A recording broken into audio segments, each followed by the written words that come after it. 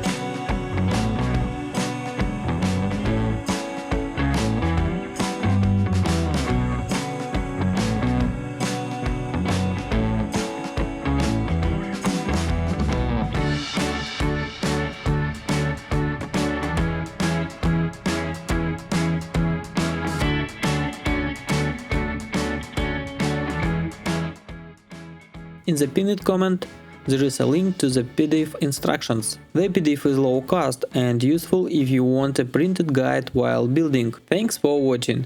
If you like this video, please share it. See you in the next one.